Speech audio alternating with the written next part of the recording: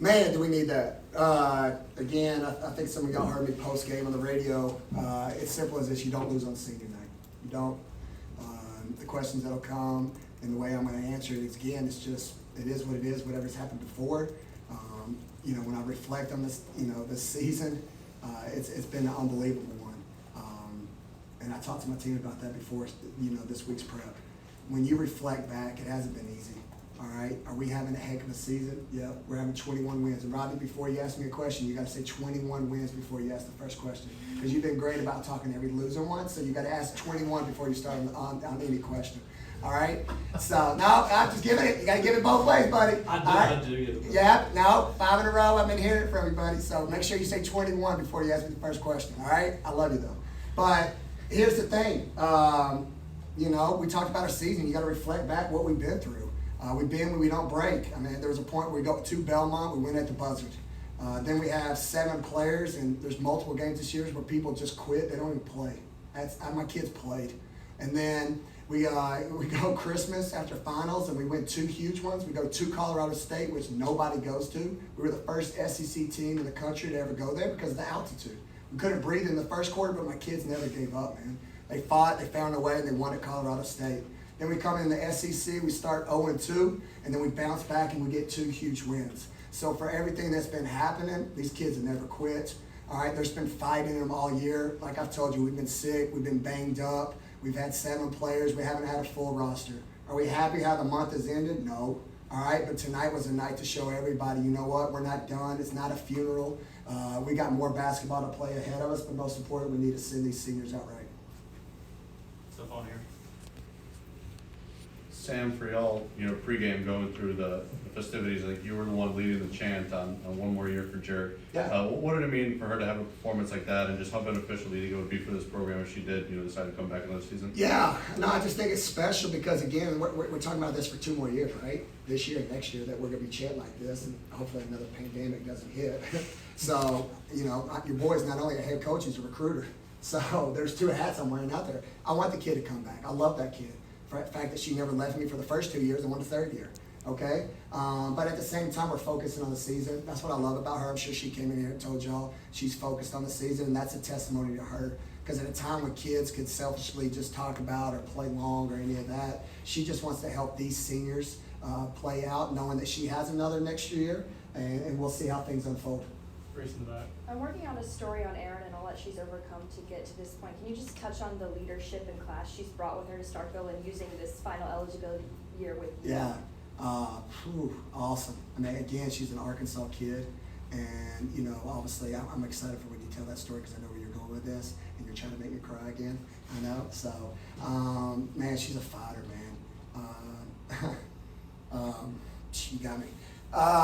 Yeah, shoot, man, that kid's awesome, man. She came here. She could have went anywhere. Her life, man, it's been, she's been challenged like some people. We lose people in our lives that are your rock, but you know what? The kid's never folded. Her dad does an unbelievable job. It was great to see them with her out there at senior night. We've all adopted her as our new family, knowing what she's been through. And most importantly, she's never quit on us. She's fought. She's been the awesome teammate. The senior day video had me in tears because they joked about her humor and all the small things. Shout out to Sophia in the back for cutting it up. All right, yeah, Sophia, I'm giving you a shout out, girl. You're the juice. All right, and hitting those heartstrings. So she means the world to us, and we're blessed to have her for 1 year. Robbie here in the front. Congratulations on 21. Yes, Robbie. Yes, he's coachable. Thank you, Robbie. I didn't wait for that because if I told myself I have to come in here and you tell me I lost 6 in a row, I was going to lose it. I'm sorry for the 5-game losing streak. Yeah. So during that time, though, I know you guys have been kind of scratching and clawing, trying to figure it out. Just getting over the hump today and just finding a way in this one to do it on senior night, what did that take, and how did you feel about your players fighting this game? Yeah, no, I always tell y'all, I think our relationship in here is keep it real. I don't make excuses. We've been sick, man. We've been sick. I haven't had many good practices. Then my kids like Jerk. Y'all saw Jerk of old because she's healthy. She's finally eating again. And then here's the thing. I know she's played in games, but she's been fighting through sickness. Ole Miss, she played her heart out, and I didn't know if I could get the kid on the bus. We were there carrying her off because she was just exhausted. And then I'm gonna be honest with you. I also look in the mirror and I take accountability. when you look at this season, my team's always fought. I didn't think that last Auburn game that I needed to rock the boat or lineup change or anything crazy like that. I needed to get back to hard practices, getting back to the basic now that we were healthy, because we were disappointed with the way we played at Auburn. I looked in the mirror, and it starts with me. I'm the head coach, and I got to take accountability. So for us all to, get rid of any pointing fingers or listening to the outside noise, but coming in and, like I said, making sure we stay together and fought for these seniors. I couldn't be more of a proud coach, and most importantly, proud that we could end this the right way for our fans at home in the regular season. I'll step on here. In terms of projections and things like that, you guys were in a similar spot, going into the SEC tournament last season, and obviously you lose that first game. Just how important is it, this year to get some momentum in that SEC tournament and get a few wins, so it's not, in the committee's hands whether or not you're making it? Yeah, 100%. I think it definitely helps. It doesn't hurt. But also, in case it doesn't, I think it's what I'm praying that the committee looks like. It's the eye test. Also they got to take in consideration those games we only played with 7 players.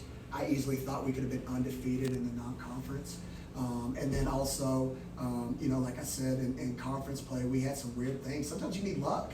The Tennessee game after we beat Ole Miss, the conference calls us and says, hey, guess what? We're moving up to 4 p.m. If I had our crowd to get our back in that third quarter, would we had another win, So those things come into play. And just multiple things. I had a list of things I went over with my team. So, it is what it is. If we can get a bunch of wins, that would be a nice punch to show them again why we definitely deserve. But if we don't, like I said, hopefully to God, the selection committee will look at the eye test. Because my eye test just showed me tonight a team that put up 90 points.